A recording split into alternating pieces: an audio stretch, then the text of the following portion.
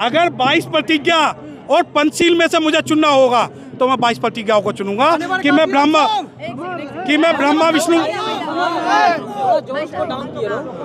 ब्रह्मा विष्णु महेश को नहीं मानूंगा। दूसरी बात, आप कहते हैं पंचशील माने कि पानी तपाता आदि न दाना। बोध गया में उसी ब्रह्मा विष्णु महेश की मूर्तियां स्थापित की जा रही है। देखिए बुद्ध की प्रतिमा को बताया जा रहा है कि पांडव। पूजा जी मेरी एक बात सुनिए, वो वहाँ पर 33 करोड़ देवी देवता, 27 भगवान, 9 अवतार बैठा दे, पांडव बैठा दे, कौरवों के 100 लड़के बैठा दे, चाहे वो कुछ भी कर ले। जो बौद्ध विहार है वो बौद्धों की भूमि है। आप 22 प्रतिज्ञाओं की बात करते हैं तो 22 प्रतिज्ञाओं का अवहेलना तो वहाँ हो रहा है। नहीं, मेरी बात सुनिए, मैं आपको एक बात बता रहा हूँ कि जो 22 प्रतिज्ञा और पंचशील में से आप बहन जी का अगर सवाल कर रहे हैं तो मैं आपको ये बात बता दूं, या आपने ये सवाल कभी राहुल गांधी से पूछा? आप रोज वहाँ मलाई खाने जाते हो, आप रोज मलाई खाने जाते हो AICC, आपने ये सवाल राहुल गांधी से पूछा? आपने सोनिया गांधी से सवाल पूछा? आप 500 रुपए का पैकेट लाते हो, शाम को पहुआ मारते हो, अगले दिन बहुजन समाज पार्टी पर चढ़ जाते हो।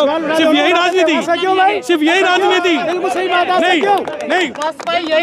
नहीं, अरे मैं सवाल क्यों उठाते हैं? यही तर्क रखेंगे, यही बस यही लेवल मैं दोबारा कह रहा हूँ, मैं दोबारा कह रहा हूँ, आपको लाख रुपए मिलते होंगे, आप बताइए आपका क्या लेवल है? अपना लेवल बता दीजिए, आप अपना लेवल बता दीजिए। चलिए हमने 500 लेवल बताया, आप अपना लेवल बताइए, आप बताइए कितना लेवल है?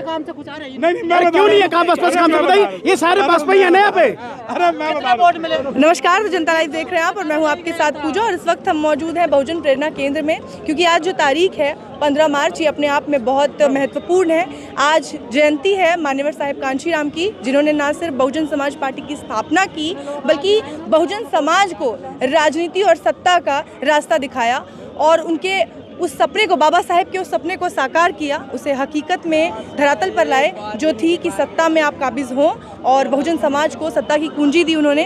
तो हमारे साथ इस वक्त सत्यप्रकाश गौतम जी हैं, उनसे बात करेंगे। सर, कैसे याद कर रहे हैं आज आप मान्यवर साहेब कांशीराम? देखिए पूजा जी, मैं आपको एक बात बताऊं कि साहब कांशीराम ने न केवल सत्ता की पूंजी बहुजनों को, SC ST को दी, बल्कि उन्होंने राष्ट्र निर्माण के अंदर हमारी भूमिका का योगदान दिया। अब आप ये देखिए कि पूरे भारत के अंदर साहब कांशीराम के आने से पहले कोई नहीं सोच सकता था कि एक महिला, वो भी शेड्यूल्ड कास्ट, एक CM बनेगी। ये SC, वो भी 4 बार, एक SC जिसके तन पे कपड़े नहीं थे, जिसके साथ खेल लांजी, बतानी टोला, फूलपुर बातें, दुलीना, झज्जर, हाथरस, पता नहीं कितने कांड होते थे, जिसमें आदमी को आदमी नहीं समझा जाता था, जिसके अंदर बहन कुमारी मायावती जी ने एक बार पार्लियामेंट में कहा कि ये एक साथ 3 चमारों को मारते हैं।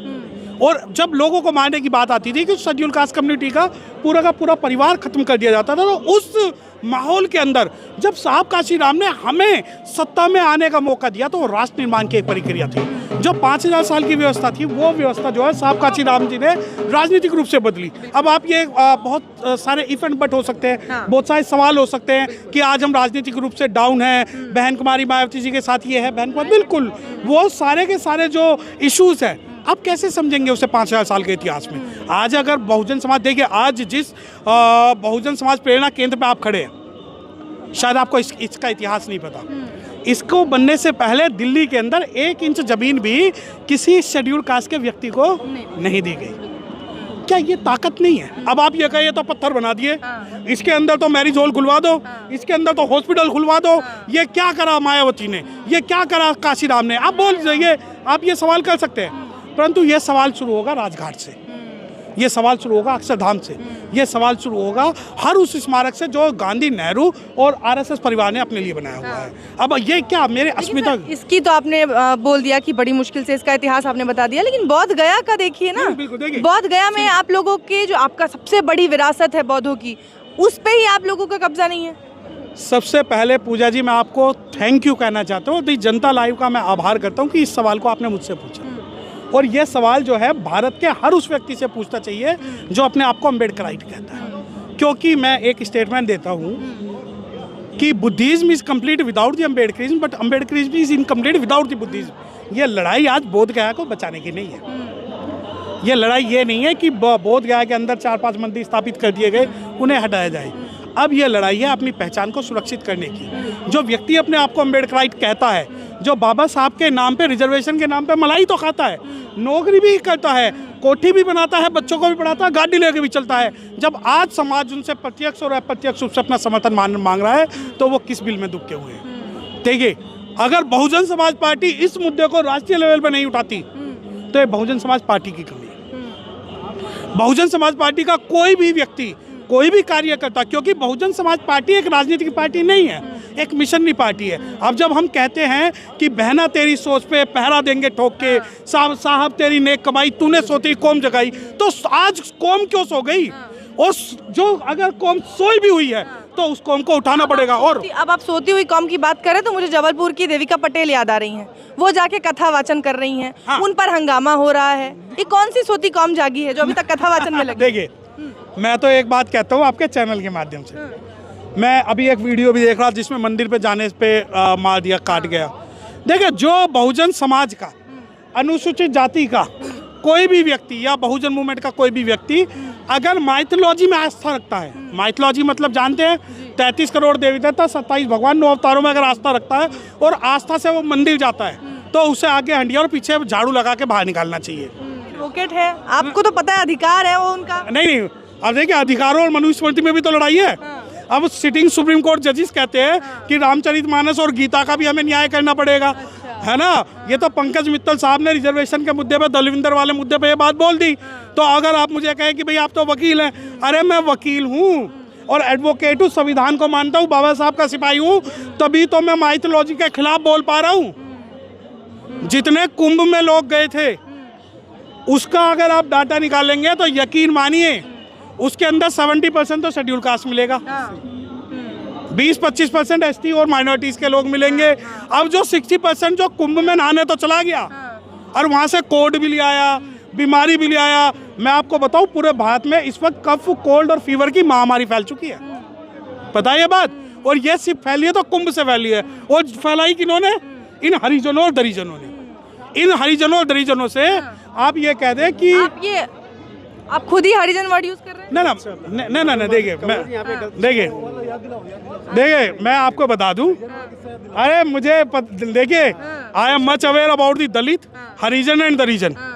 दलित भी जो है SC ST एक्ट के अंदर 310 में ऑफेंस है, हरिजन कहना भी ऑफेंस है और दरिजन कहना भी ऑफेंस है। अब हरिजन कौन? जिनकी रगों में गुलामी बरसी हुई है। अच्छा। जो हरिजन नाम किसने दिया? मिस्टर गांधी ने कहा कि ये अछूत लोग हरिजन हैं, और अछूत लोग उनके नाम की आज भी डबली बजा रहे हैं, लेकिन विद्रोह नहीं कर पा रहे। अब मैंने हरिजन वर्ड क्यों यूज किया कि जो हरिजन है, जो दरिजन है, जो कुंभ में तो चले जाएंगे लेकिन बौद्ध विहार के नाम पे नहीं जाएंगे। जो अरे तो उनको कथा वाचन भी तो करना है ना। हाँ, कथा वाचन भी करना है ना, क्योंकि उन्हें पेट भराई चाहिए, उन्हें होली भी चाहिए, उन्हें दिवाली भी चाहिए, उन्हें रक्षाबंधन भी चाहिए। देखिए, आपको लगता है कि देविका पटेल का विरोध करना चाहिए सबको?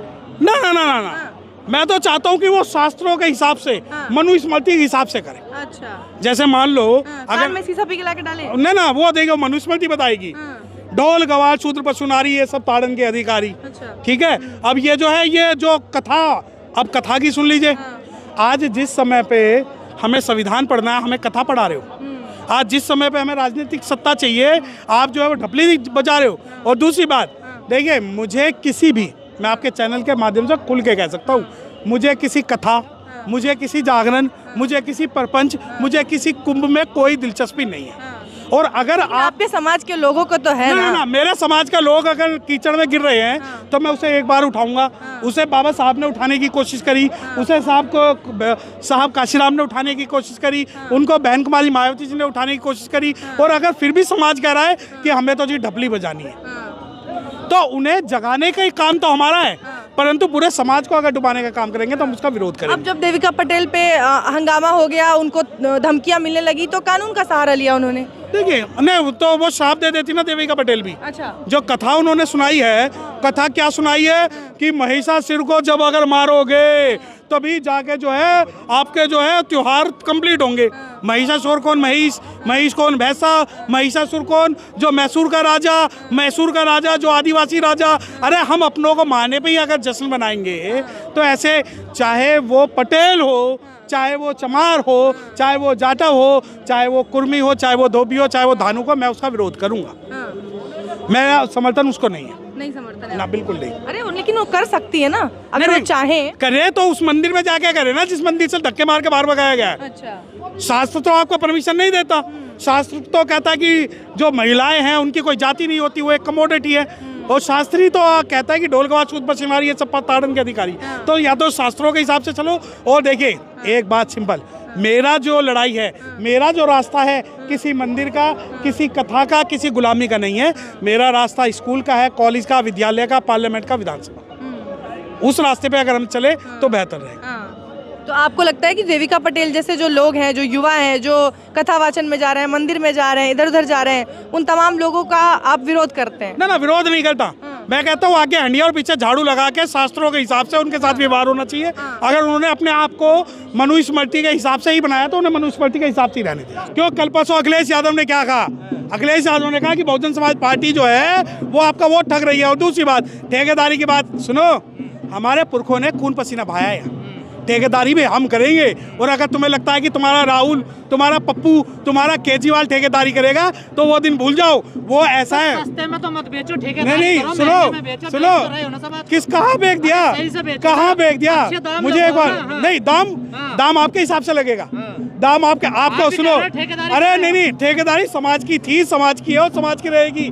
ये ठेकेदारी है जहाँ पर आप खड़े हो। वरना आप जैसे लोग तो यहाँ बाबा साहब को भी आपने 1 इंच जमीन नहीं दी थी दिल्ली के अंदर। जो ये ठेकेदारी करी है ना, ये बहुजन समाज पार्टी ने करी है सबका। 5 तीर्थ स्थल बनवा दिए बीजेपी ने। तो आप जाओ ना, पूछो। आप तो चाहते ही, अरे आप तो चाहते ही ये हो कि बीजेपी आपको पूजा पाठ में लगाए रखे। 5 तीर्थ स्थल तो बना दे लेकिन बोध गया का मंदिर ना छोड़े। आप उस बारे में सवाल पूछ सकते हैं मुझसे, परंतु आप नहीं पूछेंगे क्योंकि आपको बीजेपी के 5 जो तीर्थ स्थल तो दिख रहे हैं लेकिन बोध गया का बौद्ध मंदिर नहीं दिख रहा, क्योंकि उसके अंदर जो है हमारी अस्मिता है, हमारा पहचान है। बहन जी का ट्वीट आया, उस पे बयान आया। एक मिनट, किस पे? बोध गया पे रुमाल ना रुमाल, हैंग की तो हैंग की। हाँ जी जी, बहन जी का बयान बहन जी तो नहीं आई, बोध गया के समर्थन। ले बहन जी के समर्थक तो है। आप बोध गया में जाके देखिए कि कितने बहुजन समाज पार्टी के लोग हैं, तो आपको जवाब मिल जाएगा। रही बात, बहन जी अगर कुछ बोले तो आपको लगता है कि बहन जी ट्वीट कर रही है, नहीं बोले तो आपको लगता है कि ट्वीट नहीं कर रही। रही बात, सही वक्त आने दो, वक्त आने दे, बता देंगे तुझे आसमां। हम अभी से क्या बताएं क्या हमारे दिल में। बोध गया पे अगर उम्मीद है आपको बसपा का सही वक्त आएगा। अरे बोध गया की बात हो रही है, बोध गया की बात हो रही है और बोध गया का वक्त आएगा। आप चाहे कितनी गुलामी कर लेना, आप चाहे कितने आम आदमी से पैसे ले आना, चाहे नहीं। अरे बहुजन समाज पार्टी के जो मीडिया वाले हैं, जो मिशनरी लोग हैं, वो 1-2 लाख में नहीं बिकते। अब और बेचोगे समाज को? आप अपनी कीमत बताएं, आप अपनी कीमत बताएं कि इतनी कीमत हमने लगाई थी विधानसभा के अंदर केजरीवाल को बेचने के लिए, इतनी कीमत लगाई थी AIC जाने। मैंने तो यह भी सुना राहुल गांधी साहब 1000 रुपए रोज लेके आते हैं AIC जाके। सर लेकिन नहीं, आपने जवाब नहीं दिया। मायावती जी का ट्वीट नहीं आया, कोई बयान नहीं आया बोध गया पे, क्यों? देखिए बहन जी का जो ट्वीट और जो बयान की जहाँ तक बात है, जब बहन जी हमें इशारा करेंगी और बहुजन समाज पार्टी का पूरा संगठन जो है वो इस बारे में विचार विमर्श कर रहा है कि हम एक नेशनल वाइड जो है एक आंदोलन बोध गया के उसमें करना चाहते हैं, तो उसके बाद ही कोई ट्वीट होगा। ट्वीट का मतलब नहीं, आप नहीं, वो बुद्धिस्ट का मतलब क्या होता है आप बताएं? बुद्धिस्ट का मतलब क्या होता है? पंचशील। नहीं, ओहो, चीवर, ये कहाँ लिखा है बुद्धिज्म के अंदर? नहीं, पंचशील को मानना। नहीं, मुझे एक बात बताएं, बाबा साहब को पहले मानना है या पंचशील को पहले मानना है? बाबा साहब बौद्धिस्ट ऑफिशियल बने। नहीं, अरे मैं आपसे सवाल कर रहा हूँ, मुद्दे से भटकिए मत सर। बोध गया पे आपके सवाल का जवाब दिया जाएगा, वरना आप प्रोपेगेंडा फैला देंगे कि बहुजन समाज पार्टी का जो कार्यकर्ता है वो बहन जी की बात नहीं रख पाया। अगर यहाँ 22 प्रतिज्ञा हो, अगर 22 प्रतिज्ञा और पंचशील में से मुझे चुनना होगा तो मैं 22 प्रतिज्ञाओं को चुनूंगा कि मैं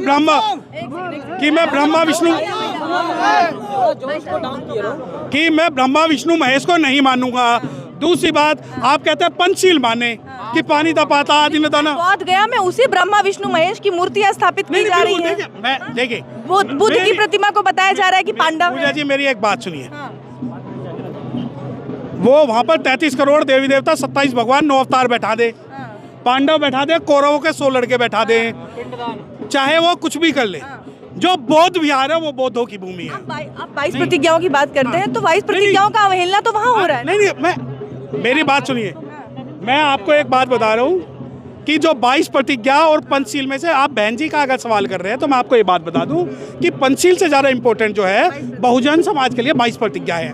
और अगर 22 प्रतिज्ञाओं का पालन नहीं हो रहा है, ऐसा नहीं है कि बोध गया की बात है, ये पूरे भारत के अंदर जहाँ जहाँ सम्राट अशोक के 84,000 स्तूप बनाए गए वहाँ सबको हमें जो है कब्जा हटाना पड़ेगा, चाहे वो महाराष्ट्र की लेनी हो, चाहे वो बोध गया की बात हो, चाहे वो राजगीर पर्वत की बात हो, चाहे वो मध्य प्रदेश का सांची स्तूप हो, चाहे वो सारू मारू, वो बहुत सारी जगह है ना, हमें उसका विरोध करना पड़ेगा। लेकिन इस समाज को कैसे विरोध करेंगे सर? शासन में तो आप सत्ता में तो है नहीं, बिना सत्ता के कैसे मिलेगा? बिना सत्ता के देखिए, एक बात मैं आपको बता दूं कि आज हम शासन सत्ता में नहीं है, यही सवाल मैं आपसे सुनना चाहता था। जब हम शासन सत्ता में थे तो यकीन मानिए कि उत्तर प्रदेश के अंदर घुसने वाली हर सड़क पे भगवान बुद्ध और बाबा साहब थे। आज हम कांचीराम साहब की बात कर रहे हैं, उनकी जयंती पे कांचीराम साहब कहते थे कि हर चीज के लिए जरूरी है कि आप सत्ता में हो। बिल्कुल बिल्कुल, आप सत्ता में नहीं है, एक लंबे अरसे से नहीं है। देखिए, अब आप मुझे एक बात बताएं, political power is the master key which can open any door of the progress. Okay, that statement was given by Baba Saheb Dr. Bhimrao Ambedkar. Now question comes, now अब आप कहते हैं कि सत्ता में नहीं है।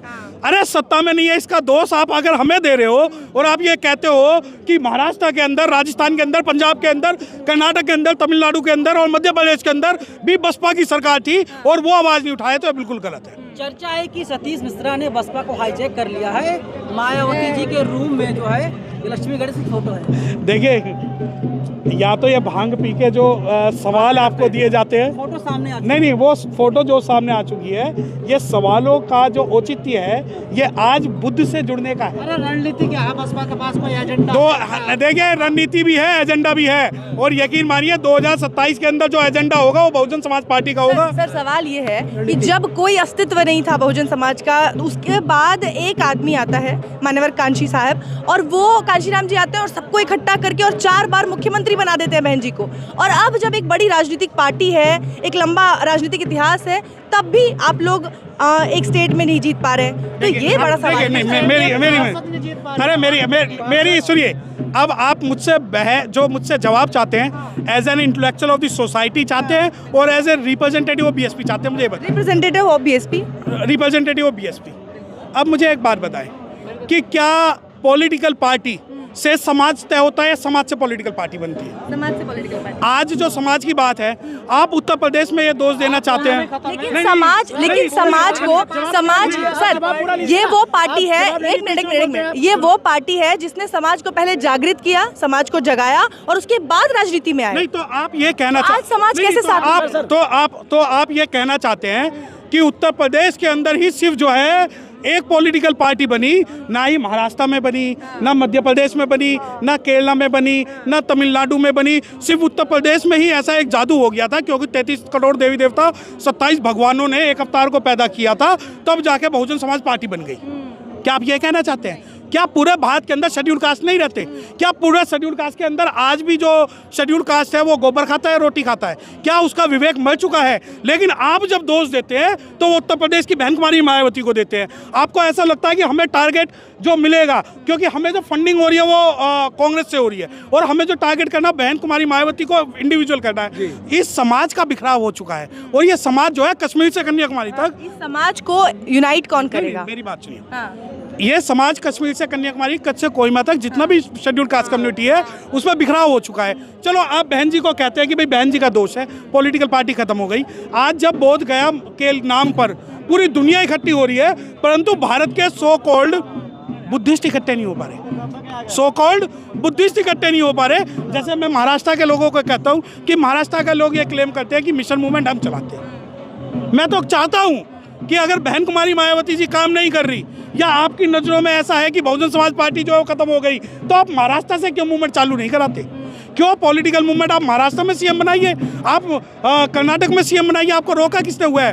परंतु सिर्फ राजनीतिक उद्देश्य से कि बहन कुमारी मायावती की वजह से समाज खराब हो रहा है, ऐसा नहीं है। समाज के अंदर विघटन है। देखिए, राम साहब तो कह के गए ना कि मुर्दा कौम है, इनमें मुर्दों में जान फूंक रहा हूँ। नहीं, तो वो उत्तर प्रदेश आपको तो करना पड़ेगा। नहीं, बिल्कुल देखिए, सुनिए, ये क्या 5000 साल का जो संघर्ष है आप सोचते हैं? मुझे एक बात बताओ मैडम पूजा जी, आप जनता लाइव चला रहे हो और मुझे ऐसा लगता है कि आप जो है ध्रुव राठी के बराबर की फैन फॉलोइंग नहीं ले पा रहे। सर, सवाल के बदले में सवाल नहीं, बिल्कुल करूंगा, बिल्कुल करूंगा।